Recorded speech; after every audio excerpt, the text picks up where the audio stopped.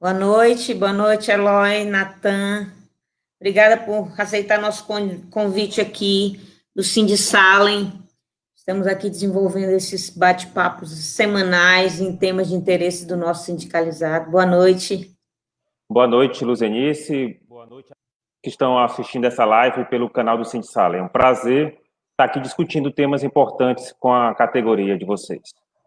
A gente agradece mais uma vez conosco e dizer que quem era para estar aqui no meu lugar era o professor Nathaniel Cerejo, nosso presidente, mas teve dificuldade com acesso à internet e eu fui chamada aqui para substituí-lo, certo?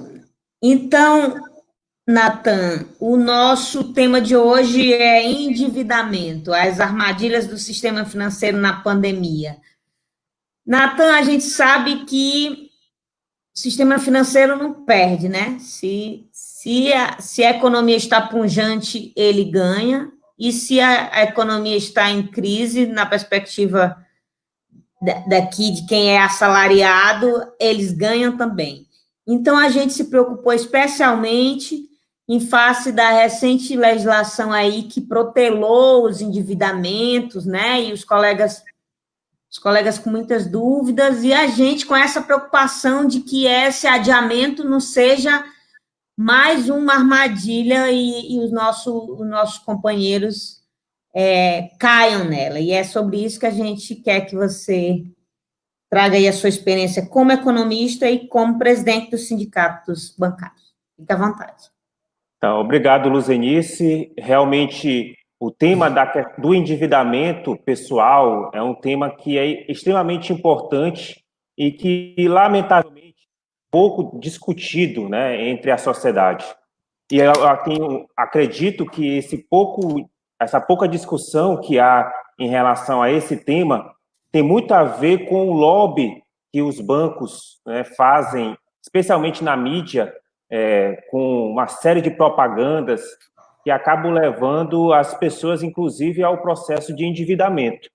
E até também acaba não se colocando qual é o verdadeiro papel que essas instituições financeiras elas têm hoje na sociedade.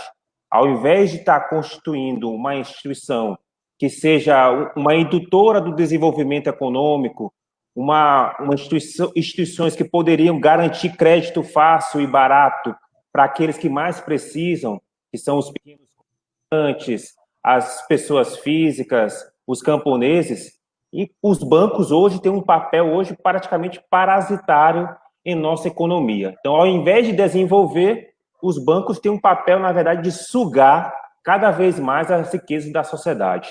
E a gente pode perceber esse abismo que existe hoje, né? Enquanto a economia brasileira está cambaleante, né? A crise econômica, não só aqui no Brasil, mas no mundo, ela é factível, né? Dá para se perceber, os bancos têm obtido lucros extraordinários. Para você ter uma ideia, o Bradesco, que é o segundo maior banco privado do Brasil, ele lucrou só nos 3 primeiros meses desse ano cerca de 3,4 bilhões de reais. Então, no momento em que a economia está destroçada pela maior crise sanitária dos últimos 100 anos, a gente vive uma crise econômica que desde 2008 em todo o mundo, onde os governos buscam diversas alternativas para se buscar uma saída para a crise, porque ela gera desemprego, gera violência, gera desigualdade social. Nós temos aí bancos lucrando bilhões ano após ano. E esse lucro, né, vem da onde, né? É exatamente esse mistério que, infelizmente, não é visto, não é dito, né, nos debates, não é dito na TV, não é dito nem na escola, não em locais nenhum, né? E enquanto isso a gente vive uma situação muito grave, né? As pessoas, segundo uma pesquisa da Confederação Nacional do Comércio, 2 entre cada 3 pessoas estão endividadas, seja com cartão de crédito, seja com consignado, com financiamento do veículo, enfim. Esse número ainda pode ser, inclusive, maior, né? Já que muitas pessoas têm até um receio de dizer que estão endividadas, né? Então, a pesquisa feita mostra que esse número na pandemia só cresceu. E a gente quer falar um pouco hoje um pouco sobre por que nós estamos endividados, né? Porque quando se fala do tema do endividamento, a mídia ou os próprios bancos, né, tentam dizer que a culpa é uma culpa da pessoa. A pessoa é endividada porque é compulsiva nas compras, a pessoa é endividada porque não se organiza, mas, na verdade, existe um outro lado aí que a gente precisa notar, que não tem a ver com um problema pessoal. Às vezes as pessoas se sentem até mal, né, por estar endividadas. A gente, aqui no Maranhão, né, existe ainda uma cultura, né, que às vezes a pessoa, aqueles mais humildes, tem assim, o único bem de valor que ele tem é o próprio nome, né, é o seu CPF. As pessoas não gostam de dever. E assim, também não é só no Brasil que as pessoas estão endividadas, é no mundo inteiro. Então não se trata de um problema pessoal. É o nome limpo, né, Eloy? Exatamente. E por que tantas pessoas hoje não têm o nome limpo? Porque as pessoas estão endividadas, né? É mais ou menos um pouco isso que eu vou falar, a partir das pesquisas, da análise que nós temos feito. Nós trabalhamos com os bancários, mas nós temos uma atuação permanente entre os usuários e clientes do banco, tentando mostrar as armadilhas mesmo que os bancos fazem, né, para os clientes usuários, com as tarifas, com as taxas, com os juros altos que são cobrados. E nessa pandemia a gente viu várias vezes situações em que o espírito solidário dos bancos passou bem longe, né? Eles fizeram diversas propagandas, né? Basta ver aí o Itaú Unibanco, que anunciou uma doação solidária no valor de um milhão, né, de reais para Hã? Sim, não estou ouvindo, Luzenice, o teu som. Eu acho que foi um até dando a entender que essa doação era mais pujante, né? Sim, e o que a gente vê, então, na verdade, desmistificar um pouco, né? Eu acho que para os servidores que estão assistindo a gente da Assembleia, com certeza, a grande parte deles possui algum tipo de empréstimo, especialmente o empréstimo consignado. E a gente tem, e eu, como endividado também, porque tenho empréstimo consignado, jogar um pouco a luz sobre essa questão, né? E tirar um pouco o peso dos ombros das pessoas, né? Porque o que a gente tem visto nos últimos vários anos que nós temos visto aí, é que existe um processo de arroxo salarial muito grande. Se as pessoas foram atingidas pelo desemprego nesse último período, e foram muitas, mesmo as pessoas que são do serviço público, eles passaram por um período de arroxo salarial que já está se prolongando por bastante tempo. E, infelizmente, o que a gente tem visto aí no Congresso, né, no Senado, na Câmara Federal, são projetos que perpetuam esse arroxo salarial, né? Basta ver, por exemplo, o projeto de lei que foi aprovado recentemente, que congelou os salários dos servidores públicos por 18 meses. E eles alegam que é uma cota de sacrifício para os servidores nesse momento de pandemia, que todos precisam, mas que, na verdade, é uma política que está sendo aplicada nesse momento de pandemia, se aproveitando exatamente desse momento, para aumentar ainda mais o arroxo. Uma política que eles sempre quiseram adotar, que é a política de arroxo salarial. E se a gente falasse, todo mundo precisa dar uma cota de sacrifício, mas nem isso a gente pode dizer, né? Porque, na verdade, quem está sacrificando nesse momento de pandemia, infelizmente, são os mais pobres. Porque, por exemplo, os bancos, né, que eu já falei que lucraram bilhões esses últimos anos, foram os primeiros a receber os privilégios e os benefícios do governo ao ter aprovado uma PEC que liberou 1,2 trilhão de reais para os bancos. Para os bancos, o quê? Emprestarem para as pessoas, cobrando juros e taxas e tarifas em cima disso. Ou seja, liberando 1,2 trilhão para os bancos ganharem em cima da gente. Então, para entender esse processo de endividamento, o primeiro ponto é exatamente entender que o nosso salário não aumentou nesse período. E ao não aumentar o salário e tudo o resto aumentar, saúde, educação, gasolina, mensalidade escolar, tudo isso aumentou e muito. Ao mesmo tempo, a gente vê aí o arroxo salarial, A dificuldade, especialmente os servidores públicos, que nem database a nível federal não tem. Você pode até falar como é que está a situação, a negociação do plano de cargo e salário, mas é sempre uma dificuldade quando se vai discutir aumento de salário. Mas quando é para falar de privilégios para os poderosos, parece que tudo tem dinheiro, é muito fácil. É a mesma coisa, no auxílio emergencial, ao princípio, o governo estava propondo um auxílio de R$ 200, né? E aí, com muito sofrimento, agora anunciou a prorrogação por mais de 2 meses. Mas quando a gente vê para os bancos, para as grandes empresas, liberação de impostos, a gente não vê a mesma seriedade, nem a mesma rapidez. Então, esse é o primeiro ponto, é o endividamento, do endividamento é a falta do aumento de salário. E a gente precisa, para resolver isso, então, não é uma saída individual, porque as pessoas discutem muito isso também, né? Você tem que ter educação financeira, precisa se organizar, pensar em cada gasto, mas para uma pessoa que tem um padrão de vida alto, um processo de organização como esse é até possível. Mas para quem recebe um salário mínimo, para quem recebe um pouco mais do que isso, é uma situação muito difícil. O brasileiro que vive de um salário mínimo precisa fazer malabarismo para terminar o mês com o salário. E a maioria das vezes não consegue. E os servidores públicos passam nessa situação também. E é como você fala também, né? Há um discurso corrente e uma transferência da responsabilidade para o indivíduo, né? Como se ele é um estigma do endividamento, né? Como se o endividamento só dependesse da educação financeira dele, da responsabilidade pessoal dele, né? E a gente precisa enfrentar esse discurso também, não é isso, Eloy? A gente precisa enfrentar essa voz corrente. Exatamente, é o senso comum, né? Mas o que a gente vê, assim, às vezes, vendo as famílias, né? O que aconteceu é que houve uma mudança muito grande no padrão das famílias, né? Anteriormente, por exemplo, o aposentado, o pensionista do INSS, ele não tinha, ele começou a ter novos gastos. Por exemplo, ele passou a ser o chefe de família, ou a chefa de família, passou a ter que garantir necessidades que antes eram do seu filho, da sua filha. Por exemplo, ou em alguns casos, os filhos tiveram que garantir um plano de saúde para o seu pai, para a sua mãe, porque, infelizmente, existe um processo de sucateamento do SUS, e para garantir a saúde dos seus familiares, se colocou esses gastos. A violência urbana levou as pessoas a terem que se transferir para condomínios, e condomínios têm taxas mensais cada vez maiores, custos cada vez maiores.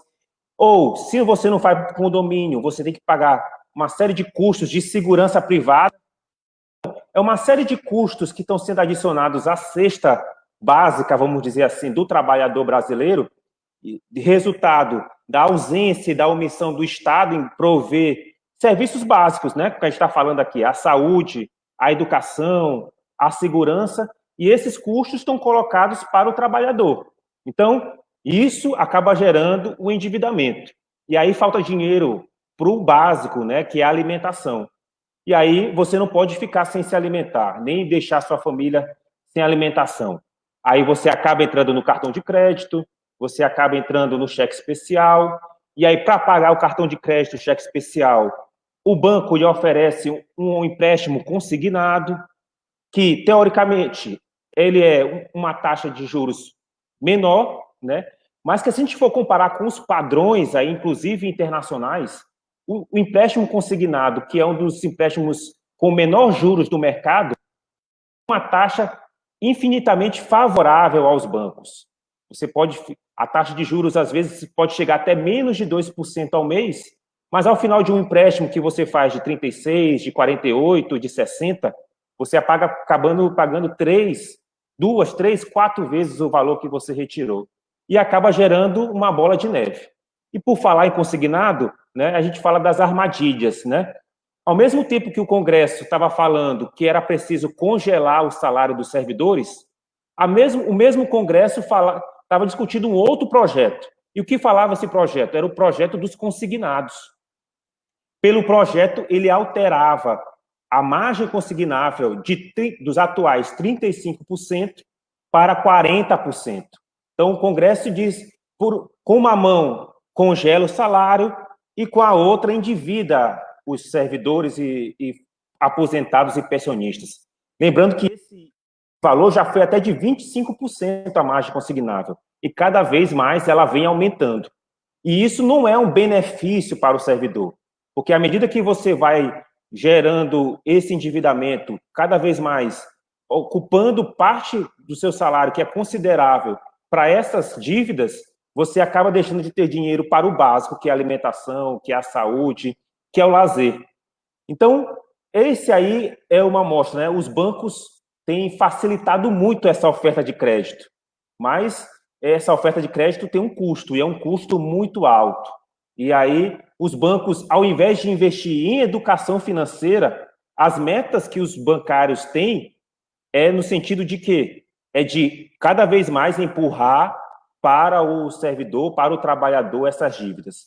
E para o banco não tem um negócio melhor, né? O dinheiro que vai ser descontado em folha, sem nenhum risco, porque os trabalhadores possuem estabilidade no emprego, os salários estão em dia, então é um dinheiro certo, que os bancos poderiam cobrar bem menos juros, mas que eles se aproveitam ainda mais da ganância e colocar isso. Recentemente, a gente teve uma reunião com o superintendente do Banco do Brasil e a carteira de empréstimos consignados do Maranhão era uma das maiores do Brasil, uma das que dava mais lucro para o banco. Então, isso mostra do que, num estado tão pobre que é o Maranhão, a gente tem uma rentabilidade de uma... Isso mostra como é que está o grau de endividamento dos servidores públicos estaduais do Maranhão, incluindo aí também o da Assembleia, né? Eloy, dá um alô aqui para os nossos companheiros que entraram, deram boa noite, Gerlane, Natan, que acessou a internet, Vitória, Natan, nosso presidente, Vitória, nossa secretária-geral. Bom, para vocês que chegaram agora, estão acessando, a gente está aqui conversando com Eloy Natan, presidente do Sindicato dos Bancários, sobre endividamento e as armadilhas do sistema financeiro.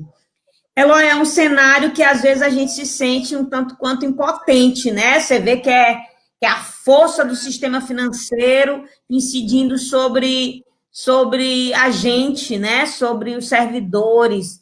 Como tem sido o enfrentamento do sindicato nesse sentido e de que forma que a gente pode somar esforços aí nesse sentido de enfrentar esse discurso, de como enfrentar realmente esse gigante que é o sistema financeiro, né?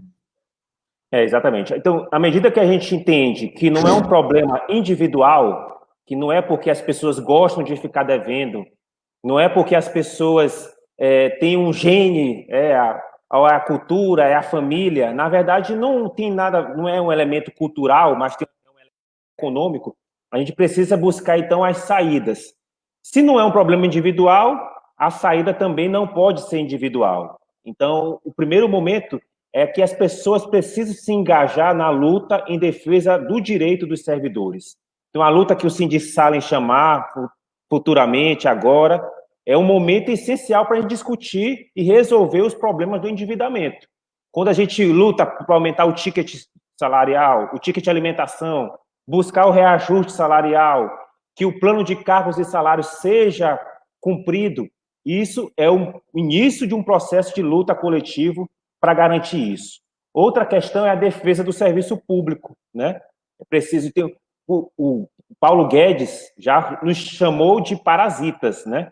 Então, é preciso deixar claro que a nossa luta tem que ser uma luta contra o governo Bolsonaro, contra o Paulo Guedes, porque ele já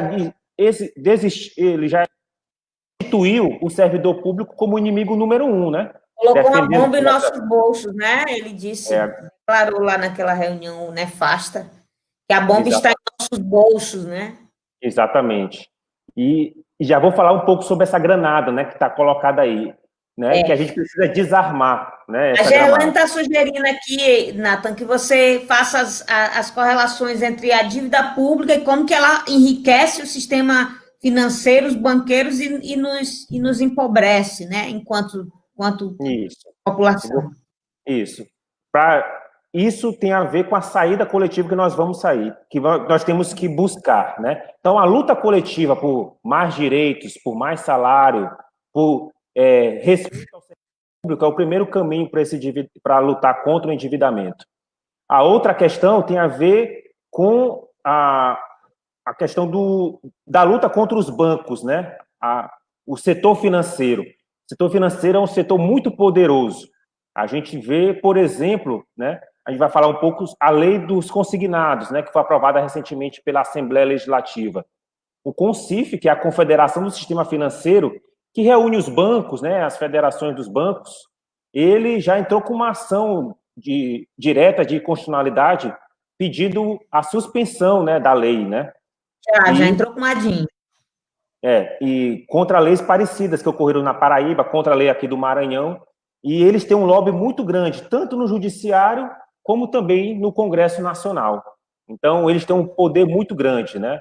E elegem bancadas, elegem governadores, senadores e, quiçá, presidente da República.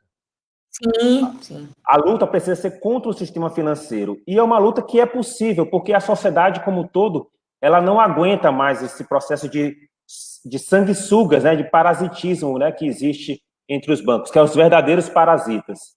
E a gente vê que os governos estaduais, né, recentemente fizeram uma grande luta no Senado para tentar renegociar suas dívidas, né, a dívida pública dos estados. E os estados, em contrapartida, o que eles prometeram para o governo federal, para que eles conseguissem mais empréstimos? Eles decidiram que, olha, vocês emprestam dinheiro para a gente, que a gente se compromete a suspender e congelar o salário dos servidores estaduais. E aí a Assembleia Legislativa vai entrar também nessa história. Então, o que a gente deve se preparar nesse próximo período é o que está acontecendo a nível federal, acontecer a nível de Estado. Porque os Estados, infelizmente, vendem os direitos dos seus servidores para garantir aumentar o endividamento deles. E aí a gente sofre duas vezes. Sofre pelo congelamento, e quando o Estado se endivida, quem é que paga a dívida dos Estados? Não é o Flávio Dino que vai tirar do bolso, não é o Otelino, mas é dinheiro dos impostos. Ou seja, a carga, de novo, cai em cima da gente. E esse processo de dívida pública, né, que a Gerlane estava falando, é o que está acontecendo cada vez mais. Os estados também, cada vez mais, devido à crise econômica, têm recebido menos repasses de tributos, a arrecadação de impostos tem diminuído, e para dar conta de os gastos que o Estado tem, ele tem buscado empréstimos. Empréstimos estes com investidores internacionais ou com o governo, e essa dívida acaba também indo para o nosso bolso. E aí é quando falta saúde, falta educação, o dinheiro acaba sendo confiscado por esses investidores que são os donos da dívida pública. Nathan, você citou aí só dando boa noite aos que chegaram, Lúcia, as companheiras lá da Assembleia Neta, Calvé. A gente está aqui falando sobre endividamento, o Cid Salem e o nosso companheiro Eloy Nathan, nosso convidado hoje, falando sobre as experiências dele nos sindicatos bancários. Você citou aí o nosso exemplo do Cid Salem. A gente se ocupou, no final de 2019, de criar uma comissão com nossos companheiros de base e fizemos um estudo aprofundado do orçamento e demonstramos que a Assembleia tem lastro para atualizar o nosso plano de cargos, carreiras e vencimento, que já está desatualizado há um tempo. Ele já foi uma conquista do nosso sindicato, né, que é jovem, mas tem conseguido enfrentar os desafios que se impõem, e a gente provou que tinha lastro orçamentário para evoluir, mostrou por A mais B, entregou o pacote completo e ainda não se manifestaram sobre nada. E aí você vê que esse cenário aí, né, esse cenário que você desenha é de mais enfrentamento. E aí você me colocou lá no início, Nathan, você falou das propagandas, né? Você vê o desafio que é enfrentar o marketing poderosíssimo também do sistema financeiro. Você vê uma propaganda de banco e falta, se você estiver fragilizado, você chora, né? Vendo a propaganda de banco, é irresistível, um marketing irresistível. E aí eu te convido também para refletir sobre essa perspectiva. A gente que está aqui no enfrentamento para assegurar mais direitos para nós, trabalhadores.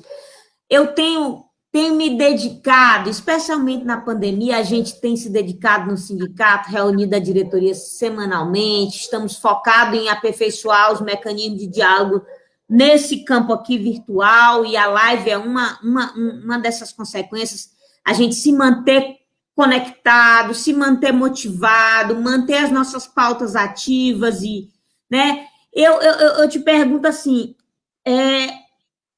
a gente precisa renovar também esses nossos mecanismos de comunicação. Eu lembrei aí, você falando, daquela jovem que, lá de Nova Iguaçu, no Rio, que tem feito sucesso se comunicando nas redes sociais e no canal do YouTube, sobre a ótica da economia financeira, orientando a galera para fazer economia financeira. Quer dizer, ela rompeu uma bolha que é dificílima, que é esse campo, como você fala, da economia financeira, né? Não é hora, Natan, da gente encarar o desafio, da gente inovar nesses nossos mecanismos, porque, especialmente nesse tempo em que a gente não consegue se encontrar, em que a gente tem todos esses desafios que a pandemia impõe? Exatamente. Esse desafio da comunicação tem a ver, é igual, casado com o desafio de esclarecer a população e tornar a economia, os termos econômicos também mais simples. Porque se criou um tabu que só pode se falar de economia de forma complexa, né? De forma difícil, né? E se cria todo um linguajar, né? Que parece que é de propósito para impedir que que as classes menos favorecidas possam ter acesso. E os bancos, além de usar as letrinhas pequenas, né? Ele se utiliza do marketing exatamente no momento em que a pessoa está mais fragilizada. Ela precisa do dinheiro urgente. E hoje as propagandas, até na internet, você está acessando um site, aparece um e-mail perguntando se você quer um crédito fácil. Além de poder ser um golpe, né? Mesmo quando você entra numa página de um banco oficial, você pode cair num golpe, né? Infelizmente, Sim. por causa das letrinhas pequenas, né?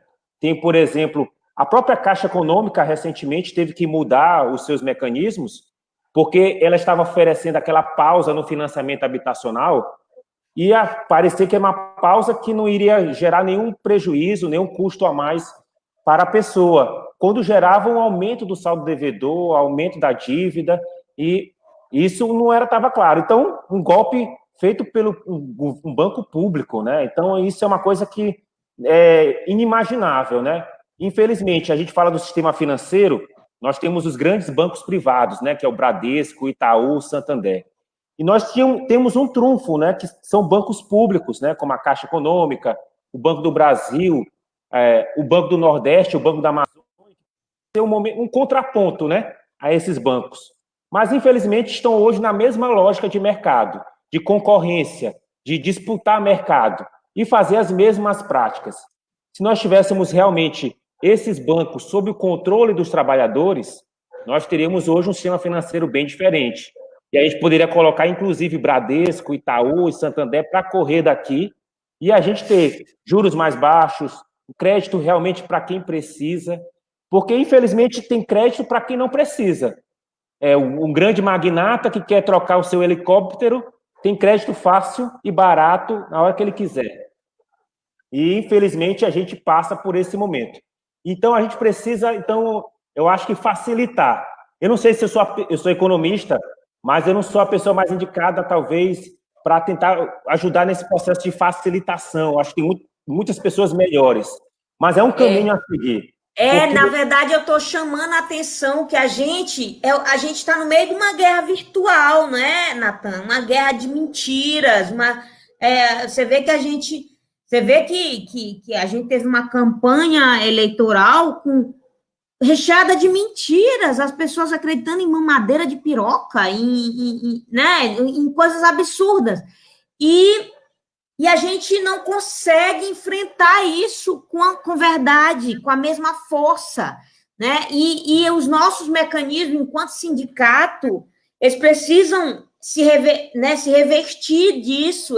A gente precisa se atualizar nessa perspectiva de enfrentar um terreno que é que tem essas características, né? A gente precisa se modernizar no diálogo, a gente precisa, é como tu está dizendo, quebrar essas questões aí de certos temas que as pessoas se apropriam e não deixam as outras se apropriarem. A gente precisa quebrar esses estigmas de quem está endividado é porque é irresponsável. E aí a gente precisa se dar as mãos nesse sentido, Nathan, para a gente pensar juntos esse caminho, mais que nunca nesse tempo em que a gente tem perda de direito todo santo dia. Todo dia de noite, uma medida provisória colocada lá, e a gente amanhece para ver, sai catando, né? Meu Deus, qual foi a bomba que armaram ontem para a gente? Isso. E sobre essa questão da educação financeira, realmente buscar uma educação do ponto de vista dos trabalhadores. Sim. Porque, por um lado, culpabiliza a pessoa por ser endividada, né? E, por outro lado, quando fala de uma saída, é uma saída individual, como se as pessoas tivessem que se abster de fazer coisas que elas gostam para guardar dinheiro, né? Como se isso fosse necessário, como se isso fosse normal. Então, eu não posso, trabalhador assalariado, não tenho o direito de viajar com minha família todas as minhas férias. Não, você tem que viajar de 3 em 3 anos para juntar dinheiro e você fazer isso e isso. Por quê? Por que os ricos podem viajar para a Europa várias vezes ao ano e os trabalhadores não podem, né? Por que a educação financeira tem que sempre partir do ponto de vista que a gente tem que se abster de fazer coisas, deixar de fazer coisas que são interessantes, que a humanidade nos propicia, ir num show, num teatro, porque a gente tem que economizar para garantir. Quando o problema não é esse, o problema, como a gente diz, é econômico, e mais do que... E é econômico não é cultural, né? Então, acho que é preciso discutir isso de uma forma fácil, uma forma didática, e, ao mesmo tempo, não cair no senso comum que a mídia e os próprios bancos tentam nos colocar. Estou ouvindo. Há um desafio enorme, né? A gente precisa se dar as mãos nesse desafio aí. O Nathaniel, nosso presidente, tá fazendo aí uma questão. Ó. Ele diz: o consultor jurídico declara em um periódico seu que 66% das famílias brasileiras provenientes a gastos com empréstimos, deve ser cheques especiais e cartões de crédito. O que você acha disso? Deve ser nível de endividamento, né? Exatamente. As pessoas estão muito endividadas, né? E, às vezes, existe também... As pessoas pensam que elas têm um privilégio, né? Eu sou classe média, porque tenho um carro, eu tenho uma casa. Mas não se esquece que, na verdade, boa parte dessas pessoas, o seu carro ainda está financiado, a sua casa é financiada, ou seja, todos os seus bens ainda estão sob nome dos bancos, né? E se sentem privilegiadas, se sentem cidadãos de nível, né? Quando, na verdade, boa parte das pessoas estão aí sob a tutela do sistema financeiro. E a gente vê realmente o consignado, infelizmente, é uma armadilha que é difícil a gente sair, né? A gente falou que uma coisa simples, né? Como eu disse, o consignado é um dinheiro que os bancos recebem tranquilamente, não tem como perder, né? E é seguríssimo. Seguríssimo. Então, uma proposta que era de suspender por 3 meses, né, 90 dias o pagamento, que era uma coisa que não ia fazer nem cócegas nos cofres dos bancos, infelizmente eles tomam medidas judiciais para impedir. E olha só, não era que a gente estava abrindo mão desse dinheiro, não íamos pagar. Ao final, inclusive, pela regra que a Assembleia Legislativa aprovou, é uma regra que, inclusive, poderia prejudicar mais na frente as pessoas, porque ficava suspenso durante 3 meses, mas esses 3 meses depois iriam ser incluídos nas parcelas seguintes. Ou seja, o comprometimento do seu salário iria aumentar no futuro. Então, o que acontece quando a gente compromete ainda mais o salário? Você acaba entrando em novos empréstimos. E se não for consignado, vai para o cheque especial, vai para o rotativo do cartão de crédito, que são ainda dívidas ainda maiores. E é bom ressaltar uma coisa, a gente falou do papel dos bancos públicos, como os bancos públicos poderiam ter uma importância maior nesse momento. Se os bancos estivessem a serviço realmente dos trabalhadores, da economia, do desenvolvimento do país, nós teríamos hoje eles ofertando crédito mais barato, né? As pessoas poderiam resolver esse problema do endividamento, né? Renegociando suas dívidas com taxas de juros mais baratas. E, além disso, se a gente tivesse, por exemplo, o Banco do Estado do Maranhão aqui no Isso que eu estado... estava pensando, os bancos de desenvolvimento regional, né? Porque, vamos dizer, mesmo que os bancos públicos hoje estivessem aí nas mãos do Bolsonaro, né, o governador teria uma opção aí nas mãos de buscar fazer, inclusive, política de desenvolvimento econômico para o Estado do Maranhão, sem depender do governo Bolsonaro, que eu sei que ele é oposição, né? Então, o Banco do Estado, apesar de todos os problemas que se passaram nele, né, de falcatruas, de corrupção, se bem gerido, um banco público ele é importantíssimo, inclusive para resolver esses problemas do endividamento. Eloy, nesse cenário aí em que a gente conseguiu, por exemplo, pela lei, ainda que eles estejam entrando com a DIN, que a gente conseguiu protelar a despesa, né, adiar a despesa, que tipo de gatilho o sistema financeiro pode se utilizar para lá na frente a gente ter algum tipo de surpresa inesperada? Assim, eu não entendo, não é muito meu campo, eu não entendo bem desses aspectos, mas eu tenho visto alguns colegas que são do direito tributário e eles falam numa overdose de possibilidades e de gatilhos que os bancos podem se utilizar para efetivamente não perderem nada, e aí eu quero saber o quanto que isso pode impactar como uma surpresa negativa para o nosso companheiro que achou que estava numa vantagem, chega lá adiante ele catapulta em outra dificuldade. Até utilizando esse dado aí que o Nathaniel passou, o endividamento ele já é crescente muito grande, né? E os bancos, eles não têm a sanha por mais lucro, ela nunca para. Então, à medida que a população vai se endividando, os bancos vão buscando outros meios de endividar as pessoas. Então, por exemplo, os bancos agora estão atrás do FGTS, né? Não é o caso dos servidores públicos, mas é dos servidores da iniciativa privada, né? O FGTS está sendo utilizado como uma garantia dos empréstimos. O FGTS foi criado que era uma salvaguarda quando a pessoa fosse demitida ou fosse se aposentar, mas os bancos estão atrás dessa reserva financeira, dessa poupança.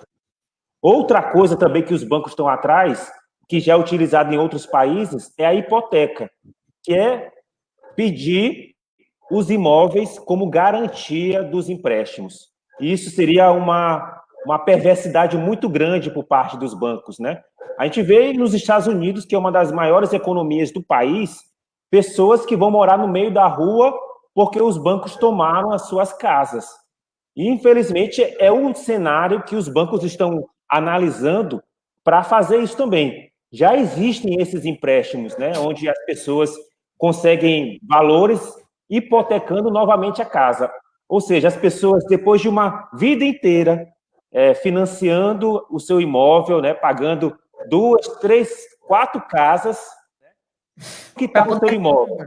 Para poder ter uma. Para ter uma. Quitou o seu imóvel e aí, devido ao aperreio econômico, acaba entrando novamente no empréstimo e hipoteca a sua casa, correndo o risco aí de perder o seu imóvel e ficar no banco da praça. Então, não existe limite para os bancos. Os bancos não têm coração, eles têm cofre. E é isso que a gente sempre fala. E os trabalhadores precisam buscar os seus direitos, né? Nós temos aí o Código de Direito do Consumidor, que foi uma luta e uma vitória bastante expressiva dos trabalhadores, mas que é que a gente tem visto cada vez mais ataques, né? A gente fala dos direitos trabalhistas, né, o ataque, mas também até os direitos do consumidor têm sido atacados pelos bancos e pelas empresas em geral, pelos planos de saúde, enfim. Então, essa é uma luta que a gente precisa tomar cuidado e os sindicatos acho que precisam tomar parte também dessa luta. Se a gente lutar por salário, por emprego, a gente tem que lutar também por outras demandas aí, transversais, que a gente fala, né?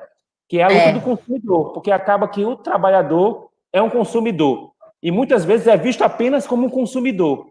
Então, existe uma série de ataques do Congresso Federal em relação ao direito do consumidor, porque hoje existem algumas garantias em relação aos empréstimos com juros abusivos, taxas exorbitantes que são cobradas nas letras pequenas dos contratos, que judicialmente podem ser questionadas na justiça, e graças ao Código de Defesa do Consumidor, mas que a gente não sabe por quanto tempo ainda nós vamos ter, né? Vai uma medida provisória, um decreto, e acaba com essas garantias também, e aí fica mais fácil ainda para os bancos conseguirem aí garantir os seus rendimentos. Alguém fez, pessoal que está operando no Sindicalha, acho que o Vitor fez uma pergunta, ó, sobre o saque aniversário do FGTS. Seria mais uma armadilha? Saque aniversário. Sim. Olha só, é parecido com o que eu estava falando sobre que os bancos estão utilizando o FGTS como garantia dos empréstimos, né? Porque, como está havendo um crescimento do desemprego, os bancos ficam preocupados das pessoas, claro, desempregados não vão poder pagar suas dívidas. Então, os bancos estão atrás de outras poupanças, que é o FGTS, né? E o governo também facilitou muito esse saque do FGTS. E não sou contra, né? No momento de dificuldade, se tem FGTS, tudo bem. Mas o governo poderia ter outras formas de garantir rendimento para a população. Porque o FGTS deveria ser uma coisa que deveria guardar para o momento de mais necessidade, que é perto de se aposentar ou quando está desempregado. A liberação do FGTS, de qualquer modo, como está sendo feito, acaba gerando essa ilusão, né, nos trabalhadores. E é um dinheiro que, infelizmente, vai faltar quando a pessoa estiver mais velha, quando a pessoa estiver desempregada. E isso só serve aos interesses de quem? Dos bancos e das grandes empresas, porque esse dinheiro vai todo para o consumo, né? Acaba voltando para os bancos. Vale lembrar, por exemplo, que o Paulo Guedes, quando defendeu o auxílio emergencial de R$ 200, estava defendendo que esse dinheiro fosse para pagar as dívidas que as pessoas tinham nos bancos. Ou seja, esse dinheiro ia do governo e nem passaria pelas mãos dos trabalhadores, de quem realmente está precisando. Era primeiro pagar a dívida do que depois pagar a alimentação, garantir a saúde, os hábitos de higiene. Então, mostra realmente, o banco não tem coração, o banco tem cofre. É um entreguista profissional, né, esse Paulo Guedes. Impressionante. Olha, quem está chegando aí, a gente está aqui mais uma live do Sindicalha, foi um mecanismo que a gente adotou por esses tempos aí para manter o diálogo com os nossos, ampliar o diálogo com a sociedade em geral, chamar os nossos parceiros, nossos companheiros de luta. Hoje quem está aqui é o Eloy Natan, presidente do Sindicato dos Bancários, falando sobre endividamento e as armadilhas do sistema financeiro, que são muitas, muitas mesmo. Eloy, a gente está aí chegando já há um tempo. Eu queria que tu, na medida do possível, sugerisse aí o que está ao alcance do ponto de vista, vamos dizer, da gente, enquanto sindicato, enquanto sindicalizada, é importante isso, né? Para além da minha postura financeira pessoal, o que tu achas aí que é o caminho de enfrentamento, o que é que a gente pode fazer juntos, o nosso sindicalizado se engajar mais para perceber que essa é uma luta que se dá no coletivo, né, e ela tem, sim, as consequências no plano familiar, mas, antes de tudo, a gente tem um enfrentamento coletivo, transversal, com muitos sindicatos. Fala um pouco mais aí desse aspecto, porque a gente aí já está chegando. Ok, então, embora os números da pandemia cada vez vêm batendo recordes, né? A gente não deve esperar muito tempo para ocorrer os ataques dos governos estaduais em relação aos direitos dos servidores públicos, né? Assim como já foi liberado os recursos para o endividamento dos estados, com certeza o Paulo Guedes e o Ministério da Economia vai começar a exigir dos estados um plano de austeridade econômica, né? Isso passa tanto pelo arroxo e o congelamento dos salários, como, inclusive, com a privatização de empresas públicas. Aqui, no caso do Maranhão, existe uma possibilidade muito grande da privatização da empresa de saneamento básico, que é a Caema. Então, é preciso fazer uma luta, que é uma luta de todos os sindicatos, em defesa dos serviços públicos e a defesa dos direitos dos servidores. Porque quando a gente fala que é preciso lutar pelo SUS, lutar pela universidade pública, lutar por mais investimento em saúde, educação, a gente está dizendo isso por quê? Porque cada vez mais essas despesas elas têm gerado endividamento nas pessoas. Cada vez mais a gente precisa pagar o plano de saúde para o seu pai, para a nossa mãe, para os nossos filhos, porque a saúde pública não dá a tranquilidade necessária para você ter quando tiver um familiar doente. A gente viu a pandemia, a preocupação com a saúde aumentou muito, né? E a gente viu, graças ao que nós temos hoje construído e acumulado de SUS, uma tragédia pior. Mas os ataques continuam e, infelizmente, a gente está atrás dos planos de saúde, né? Que são cada vez maiores. Especialmente daquelas pessoas mais idosas, chegam a mais de R$ 1.000. Além disso, a gente teve que arcar também com as despesas, às vezes, de uma faculdade privada, né? Para os nossos filhos, para os nossos parentes. Mensalidades essas que são exorbitantes, né? Que a gente acaba tendo que pagar. Então, porque a universidade pública, infelizmente, não é para todos, né? E acaba que as pessoas... Depois a gente como pai e mãe, a gente pensa, a gente vai pagar uma escola privada até o ensino médio e entrar numa universidade pública, né? Esse é o sonho dos pais, né? Das mães de várias famílias, né? Mas o que está acontecendo é que as famílias, como não têm acesso irrestrito à universidade pública, se vai também para a faculdade privada, aí se paga mais 4, 5 anos de uma universidade. Então, isso são gastos que, a nosso ver, não eram necessários. Né? Se tivéssemos um Estado que cumprisse com o que está escrito na Constituição de 88. Não é, a gente está pedindo nada demais. Não precisaria nem uma outra sociedade, uma revolução, bastaria cumprir a Constituição para garantir saúde, educação. Mas a gente sabe que, na verdade, isso nunca vai ser cumprido hoje, nesse atual modelo, que os bancos é que mandam, os grandes empresários é que mandam. Por isso que essa luta pela defesa do serviço público também tem que ser uma luta contra o sistema financeiro. E nós, bancários e bancárias de todo o país, a gente faz um chamado também às demais categorias da necessidade de lutar contra o sistema financeiro. A gente luta todo ano com ele, porque briga por salário, briga por garantir emprego, mas acho que a gente precisa fazer uma luta contra o sistema. Não é porque ele garante parte dos lucros no final do ano vai para o bancário, ou porque tem um salário lá todo mês, lutar contra as taxas exorbitantes.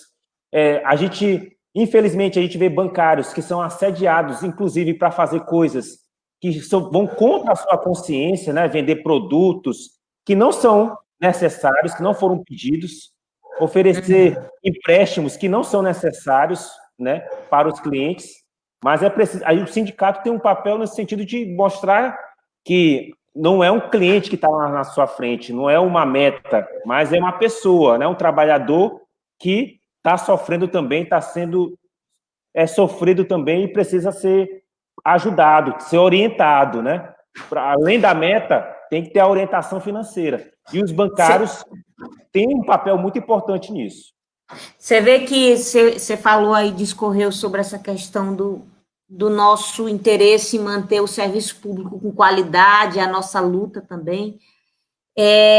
Nesse exato momento, o SUS, esse gigante que a gente percebeu que sem ele o caos seria pior, mais do que já está, e também nós estamos aí por vir, o tempo do Fundeb para ser votado, né, mais ou menos aí uns 4, 5 meses, não sei ao certo, e essas duas políticas que são, né, a base de todo o sistema público, que tem tem a maior capilaridade, que é a de educação e a de saúde, e nesse exato momento nós não temos ministros, né, nós não temos uma continuidade da política nesse governo. E para você ver que o quão os nossos... Por que eu estou dizendo isso? Porque a gente que é assalariado, que tem um salário fixo, que é funcionário público, por exemplo, a gente vai cedendo. Ao invés de eu lutar pela universidade pública, pelo SUS, eu vou e pago um plano de saúde, né? Esse é o exemplo. Ao invés de eu lutar pela universidade pública, meu filho chegou na idade de universidade, aí eu vou e pago por uma faculdade privada. Quer dizer, essa cultura da gente ir cedendo, né? Ao invés da gente ir se dando as mãos e enfrentando com o devido vigor esse sistema de privatização dos serviços, né? É preciso a gente reafirmar a importância do serviço público. A gente que é servidor público sabe a importância disso. E aí entra aí as políticas de saúde com o SUS e todo o sistema educacional gratuito e de qualidade, né? Exatamente. Acho que essa é uma das principais lições, né, de hoje, a luta em defesa do serviço público e para garantir não só salário, a gente não quer só salário, mas a gente quer respeito e valorização do serviço público, porque a gente acha que esses serviços têm que ser para todos, né? Não pode ser privilégio de ninguém ter uma saúde de qualidade porque eu pago o melhor plano de saúde da cidade. Não é porque eu vou ter o melhor conhecimento, porque eu estou na melhor universidade que eu posso pagar. Então, essa é uma luta que é difícil, né? Não é fácil a gente quebrar o senso comum. Mas eu acho que é importante isso. As pessoas têm que tirar, na questão do endividamento, tirar um pouco do peso individual, pessoal. Você não é irresponsável, mas assim, você é irresponsável na medida que não luta pelo serviço público, não luta pela sua categoria, aí você está se considerando, se tornando um irresponsável. Que você faz parte da luta coletiva, seja da sua categoria do serviço público, mas seja pelos trabalhadores da saúde, pelos trabalhadores da educação, você está fazendo um ótimo serviço, praticando uma forma saudável de buscar resolver esses problemas que estão colocados para a sociedade. É isso, Natan. Conversamos aqui com Eloy Natan, e já vamos encerrando. Alguma consideração a mais que você queira fazer? Não, só agradecer ao Sindsalem, é um sindicato parceiro do Sindicato dos Bancários, um sindicato democrático que faz discussões importantes, sempre está junto da categoria, e é por isso que tem conquistas importantes para mostrar. Nós temos um momento aí que o sindicalismo, como a gente falou, dificuldade de comunicação, mas às vezes tem um descrédito da instituição sindical. Sindicatos combativos como os nossos acabam sofrendo na pele também, acabam tendo isso. E a gente precisa o tempo todo se mostrar diferente. E a gente não pode nunca se cansar de se mostrar diferente. E isso, a democracia, a participação da categoria, é sempre um momento bom de mostrar que a gente é diferente, que o sindicato pode ser diferente. E o Sindsalem sempre mostrou isso, apesar da sua pequeno tempo de vida. A gente é jovenzinho, né? A gente está na adolescência. Então, Eloy Natan, conversamos aqui, economista, atual presidente dos sindicatos bancários, conversamos sobre a questão do endividamento e as armadilhas do sistema financeiro. Eloy, ficam aqui os nossos agradecimentos por esse bate-papo e reafirmamos o nosso compromisso, a nossa parceria e a provocação da gente continuar com as mãos dadas e inovando nessa guerra de comunicação que a gente está, para manter a nossa visibilidade, manter o engajamento dos nossos, manter as nossas lutas vivas e ativas. Viu? Muito obrigada aí pela presença, boa noite a todos que nos acompanharam e os que ainda vão nos acompanhar, e a gente está mantendo essa conversa aí sempre às terças, né? Hoje é terça? Sempre às terças-feiras.